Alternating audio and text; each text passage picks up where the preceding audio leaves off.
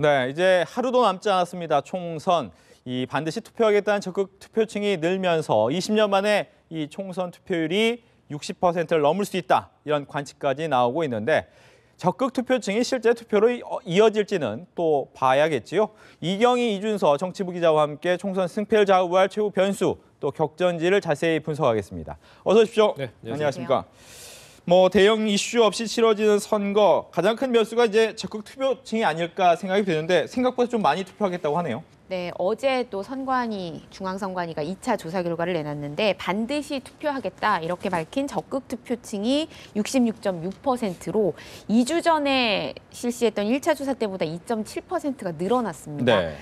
지난 총선 직전에도 비슷한 조사를 했었는데 이때보다는 무려 8.5%포인트나 급증한 것인데요. 역시 60대 이상에서 반드시 투표하겠다는 답변이 75.7%로 가장 높았지만 눈에 띄는 것은 40대 답변이었습니다. 다음으로 40대가 72% 정도로 많았는데 네. 40대는 특히 이제 지난 1차 조사 때와 비교해서 한 10% 가까이 비율이 늘어난 것이어서 이번에도 역시 40대가 캐스팅 보터의 역할을 톡톡히 하지 않겠느냐 이런 관측이 나오고 있습니다. 그리고 또 관심을 끄는 게 20, 30대 적극 투표층 비율인데요. 물론 전 연령대에서 가장 낮긴 했지만 19대 총선 때와 비교했을 때는 20대 같은 경우는 20%포인트 가까이 늘었고 30대도 8.9%포인트가 투표하겠다 이렇게 밝힌 지지층이 증가세가 두드러졌기 때문에 관건은 과연 이들이 이제 투표장에 나올 것이냐, 실제로 나올 것이냐. 근데 지난 총선 때 투표율을 보면 실제 투표율은 그렇게 높아지지 않았거든요. 20, 30대 같은 경우에. 근데 이번에는 유독 관심이 많은 그런 관심을 많이 표명을 하고 있기 때문에 과연 이들 중에 얼마가 실제로 투표장으로 나오는 발길로 이어질 것이냐. 이것이 내일 투표의 최대 변수가 될 것으로 보입니다. 네, 많은 신문에도 나왔지만 이제 비가 좀 많이 오면 투표율이 떨어질 텐데 내일은 또 비 소식도 예보가 돼 있고 어떻게 투표율이 나올지도 좀 관심 갖고 봐야 될 것 같습니다. 이제 여야 모두 이제 마지막 이 표심을 잡기 위해서 적극적인 공략을 나서고 있는데 특히 김무성 대표 같은 경우에 어제 보니까 이제 부산으로 내려갔습니다. 이 부산 내려간 부분인데 가서 어떤 얘기를 했는지 좀 들어볼까요? 이 얘기 듣고 좀 이야기 나눠보겠습니다. 우리 새누리당 잘못한 그 당대표인 제가 모든 것을 책임지고 안고 가겠습니다. 저는 이번 20대 국회를 마지막으로 정치를 그만두려고 합니다. 여러분, 제가 우리 중부 발전, 부산 발전, 대한민국 발전을 위해서 일할 수 있도록 표 좀 많이 몰아주시겠습니까, 여러분? 네, 이 얘기에서 좀 눈여겨봐야 될 것이 한 두 가지 정도가 되는데 한 가지는 큰 정치하고 싶다라는 내용이고 또 한 가지는 자신의 지역구 어떻게 보면 텃밭 부산이 정말 이렇게 힘든가라는 두 가지입니다. 먼저 부산이 정말 이렇게 힘듭니까? 네, 김무성 대표가 유세 기간 중에 네. 2번 부산을 찾았는데 방문한 지역이 똑같습니다. 일단 자신의 지역구는 당연히 같고요. 부산 북강서갑과 사상인데요. 두 군데 다 이제 야당과 무소속 후보의 선전이 두드러지는 곳이죠. 특히 사상 같은 경우는 사실 문재인 전 대표, 더불어민주당 문재인 전 대표의 지역구였고 그렇죠. 그렇지만 지금 무소속 후보가 선전하고 있는데 무소속 후보는 새누리당에서 탈당한 공천에 반발해서 탈당한 후보입니다. 그러니까 사실 당선이 되면 복당 가능성이 높게 점쳐지는 후보이기 때문에 새누리당 입장에서는 사실 손수조 후보가 무소속 후보에게도 뒤지고 있고 최근 조사에서는 더불어민주당 배재정 후보에게도 뒤지는 조사들이 나오고 있지만 안타깝긴 하지만 크게 조금 걱정하지는 않는 것이 어쨌든 무소속 후보도 당선 가능성이 현재로선 제일 높은 무소속 장제원 후보도 새누리당의 사람이라고 보기 때문에 그렇지만 이제 부산 북강서갑 같은 경우는 새누리당 입장에서는 정말로 빨간등이 켜진 지역이거든요. 박민식 의원, 김무성 대표의 측근으로 분류되는 박민식 의원이 더불어민주당 전재수 후보에게 엎치락뒤치락 초박빙 경합 지역으로 지금 분류가 되고 있습니다. 새누리당 내부에서도. 특히 이곳을 뺏기면 문재인 전 대표가 부산에서 사실 이제 불출마를 선언하면서 야권이 사실 사라진 조경태 후보도 새누리당으로 입당했고 이런 상황에서 야권이 이제 부산 표심을 공략할 수 있는 어떤 교두보를 마련해 줄 수 있다는 점에서 더 민감한 지역인데요. 그래서 김무성 대표가 어제 내려가서 이렇게 적극적인 지지를 호소하고 또 대권 주자로서 또 부산 지역에서 타격을 입으면 대권 행보에 있어서도 타격이 불가피하기 때문에 네. 더 큰 정치 얘기를 하면서 지지층의 그 결집을 호소했다 이렇게 예. 볼 수 있을 것 같습니다. 뭐 지금 잠깐 이야기를 해주셨지만 더 큰 정치, 즉 어떻게 보면 대권 얘기를 하는 것이 총선에 도움이 될 수 있습니까? 일단은 김무성 대표 입장에서는 네. 총선이 어떤 대권 주자로서 시험대입니다. 앞서 이렇게 싱크에서도 발언에서도 들었지만 20대 총선을 마지막으로 뭐 정치를 떠나겠다 이런 얘기를 했는데 그렇죠. 그게 정계 은퇴라는 말은 아니고 국회의원을 더 이상 하지 않겠다. 당대표도 이미 사퇴 의사를 밝혔기 때문에 어떤 리더십을 평가받을 수 있는 마지막 시험대라고 볼 수 있겠거든요. 그렇기 때문에 뭐 자신의 그만큼 내가 배수진을 치고 이렇게 지지를 호소한다. 이런 지지층 결집에 있어서는 확실히 효과를 거둘 수 있을 것으로 보입니다. 네, 야권 얘기로 넘어가 보면 이제 새누리당과 더불어민주당 같은 경우에 이제 부동층 잡기에 많이 나서고 있는데 특히 수도권에 상당히 많이 집중하고 있습니다. 수도권에서 판세를 가를 수 있다 이렇게 보는 건가요? 어떻습니까? 뭐 지금 야권에서, 현재로서는 수도권에서는 참패 위기에 놓여 있기 때문에 판세를 가른다기보다는 막판까지 수도권에 올인할 수밖에 없는 그런 절박한 상황이다 이렇게 말씀드릴 수 있고요. 결국 수도권 민심에 영향을 주는 바로미터가 또 이제 야권으로서 호남권 민심인데요.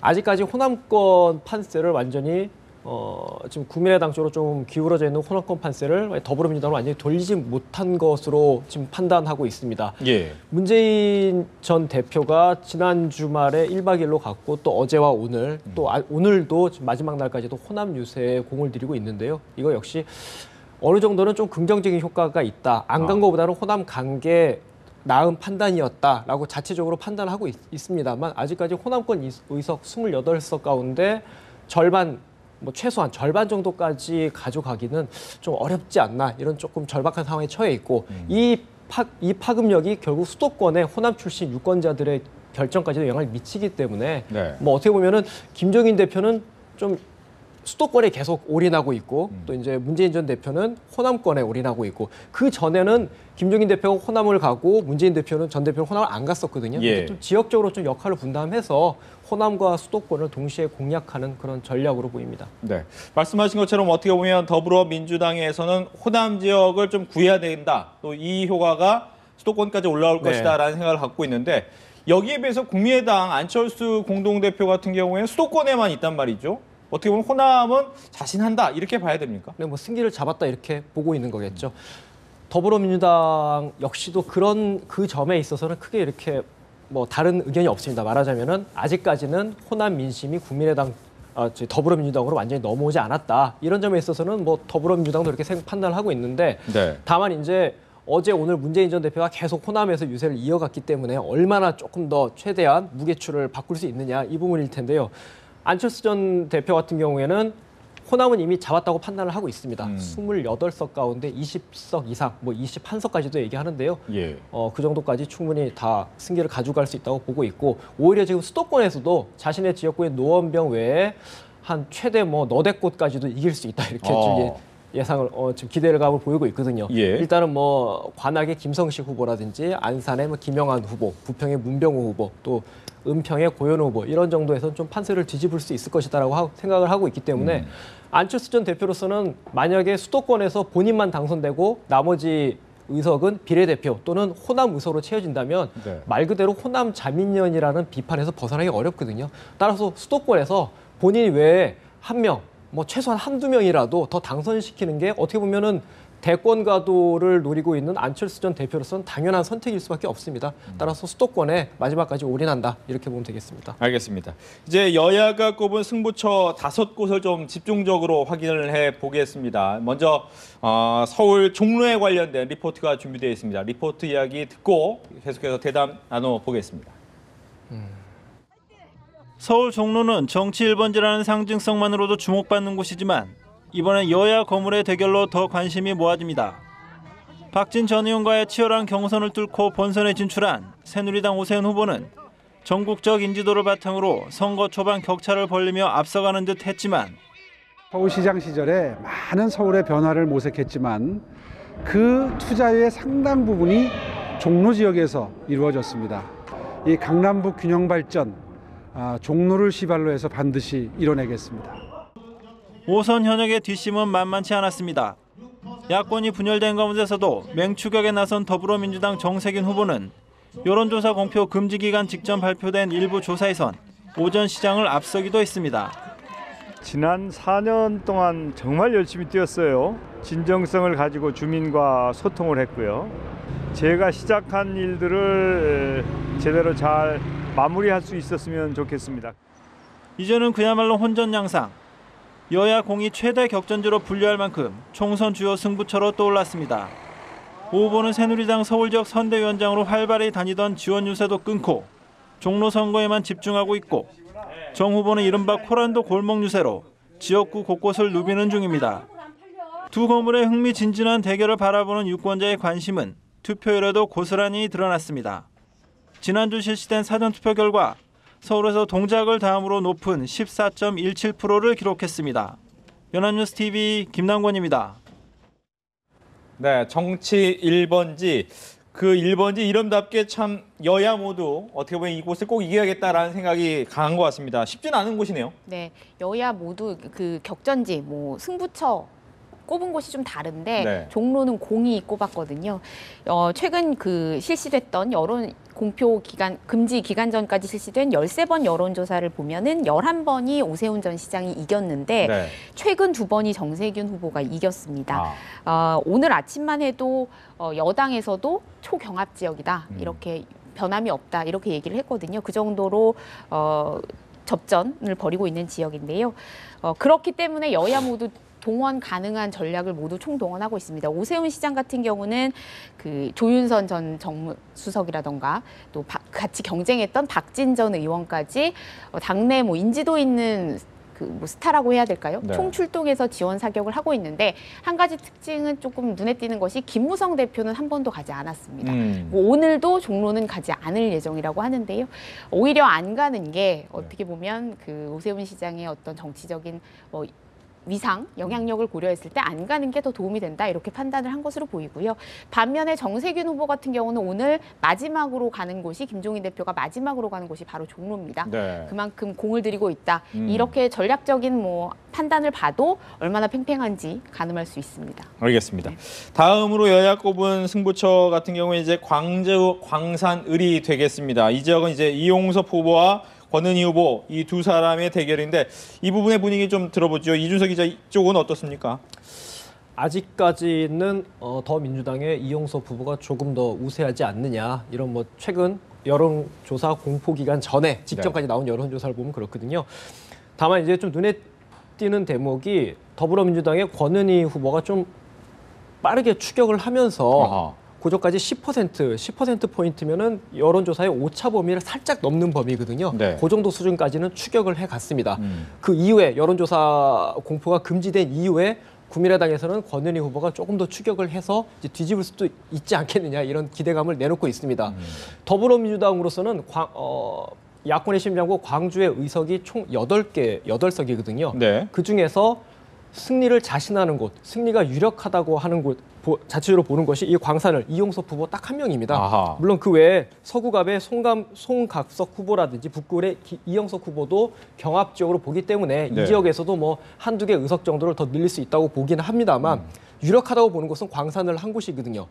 여기는 절대로 뺏기면 안 되는 곳이다 이렇게 볼 수 있고 다만 반면에 뒤집어 말하면 국민의당으로서는 이 지역까지 어떻게 보면은 이겨야만 광주 8석을 다 싹쓸이할 수 있다 이런 네. 길이기 때문에 막판까지 이 지역이 야권에서는 가장 뭐 관전 포인트가 되는 지역이다 이렇게 말씀드릴 수 있습니다. 알겠습니다.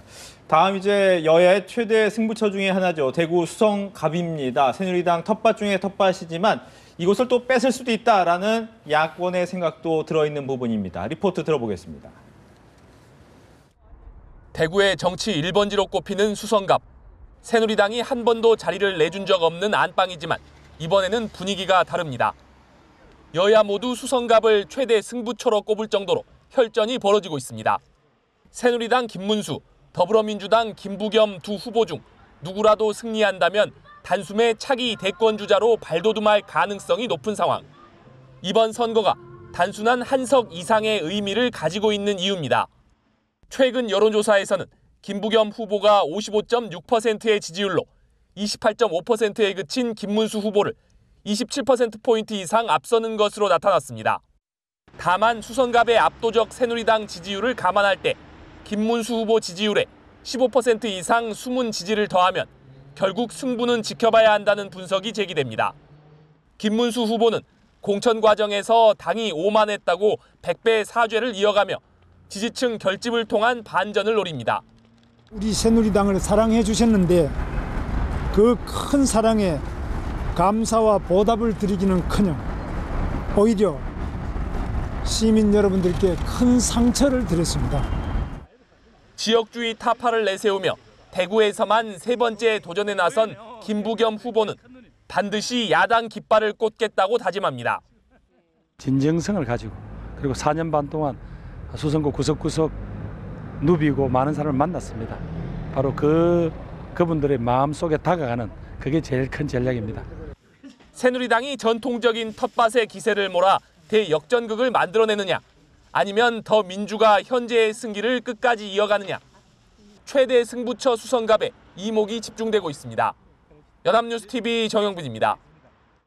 네, 선거 앞에서 이제 김문수, 김부겸 두 후보 서로 고소 고발 사태가 계속 이어지고 있는데 그만큼 또 심각한 지역이긴 하죠. 네. 아마 여야의 판세 분석, 현재 판세 분석이 가장 좀 엇갈리는 지역이 아닐까 싶은데요. 야당은 김부겸 후보의 승리를 자신하고 있고 최근 여론조사 추이를 봐도 그렇습니다. 공표 기간 중에 공표된 여론조사를 보면은 사실 김문수 후보가 김부겸 후보를 이긴 적이 거의 없다시피 하거든요. 그리고 격차가 2배 이상 벌어진 조사도 있었고 해서 야당에서는 어느 때보다 당선 가능성이 높다 이렇게 얘기를 하고 있는데 새누리당은 최근 들어서 지지층이 확실히 결집하는 효과가 나타나고 있다고 보고 있습니다. 읍소 사죄 전략이 일부 효과를 거뒀고 최근에 또 친박계가 대구로 계속 총동원돼서 계속 지원 유세를 하고 있는데 이것이 조금 민심을 돌리면서 김문수 후보가 많이 따라잡아서 초박빙으로 진입했다 이렇게 보고 있거든요. 그리고 이곳 대구 같은 경우는 이제 텃밭 지지층 결집 현상이 선거 막판으로 갈수록 계속 극대화되기 때문에 선거 당일까지 더 올라갈 수 있다 이렇게 보고 있습니다. 해서 결과를 예측하기 어렵다. 그리고 이길 가능성이 적지 않다. 이렇게 새누리당은 또 보고 있기 때문에 막판까지도 투표함을 열어볼 때까지 아마 좀 예측이 어려운 그런 지역으로 예상이 됩니다. 알겠습니다. 또 한 군데 지역은 안철수 후보가 관악갑을 3번이나 찾아갔습니다. 잠깐 얘기를 해주셨지만 원래는 국민의당 입장에서는 노원 지역만, 안철수 의원 지역만 가능할 것이다라고 했는데 이 지역이 그럼 이변 가능성은 어느 정도입니까? 10%포인트 안팎까지 지금 김성식 후보가 지금 추격을 한 상태입니다. 네. 지금 기존까지는 정치권, 정치부 기자들도 이 지역은 좀 어렵지 않겠느냐.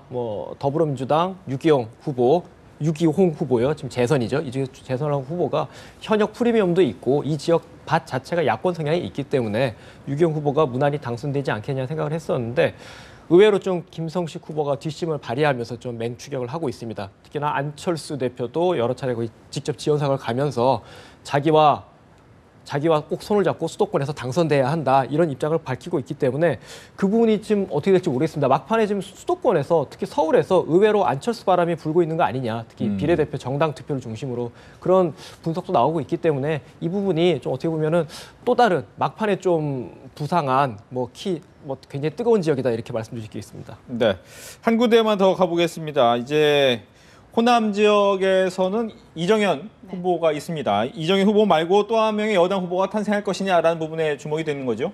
그렇죠. 전북 전주 을의 정운천 후보인데요. 이곳은 야권 분열의 어떤 반사이 효과라고 할까요? 이것이 나타나고 있는 최대 지역이다 이렇게 볼 수 있겠는데 3파전 양상입니다. 새누리당 정운천 후보 그리고 더불어민주당 최형재 후보 그리고 국민의당 장세환 후보까지 3파전 양상을 보이고 있는데 새누리당 자체 분석으로는 경합 지역이지만 경합 열세에서 최근 경합 무세 쪽으로 가고 있다. 이렇게 보고 있어서 어느 때보다 당선 가능성이 높다 이렇게 점치고 있거든요. 하지만 여기 사전 투표율이 상당히 높았고 그리고 휴대전화가 공표 기간에 공표된 휴대전화 여론조사 아까 포함된 여론조사를 보면 새누리당 정운천 후보와 더불어민주당 최영재 후보 격차가 상당히 벌어지는 여론조사 결과도 나왔습니다. 결국에는 젊은 층이 얼마나 투표장으로 가느냐 이것이 또 여기서 이 지역에서도 관건이 될 것으로 예상이 됩니다. 네.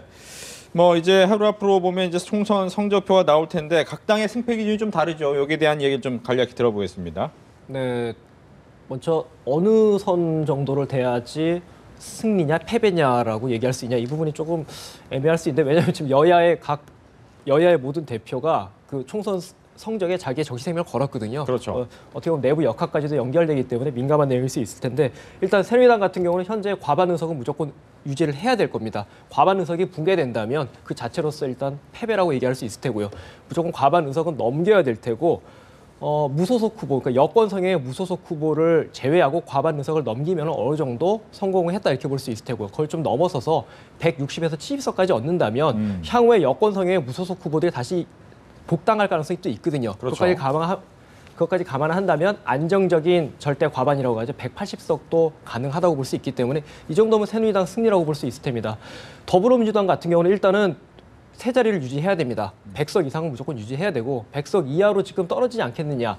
심지어는 뭐 90석 이하, 80대 후반까지도 비관적으로 보는 예상도 나오는데 일단은 100석 이상을 유지한다면 김종인 대표로서도 어느 정도 말하자면 면피는 했다 이렇게 볼 수도 있고요. 문재인 대표도 두 차례나 지금 호남을 방문해가지고 굉장히 성의를 보였는데 이 부분에 있어서 본인도 어느 정도는 좀 전적인 참패라고 보기에는 조금 더 거기서 한결 좀 비켜날 수 있다 이렇게 말씀드릴 수 있고요.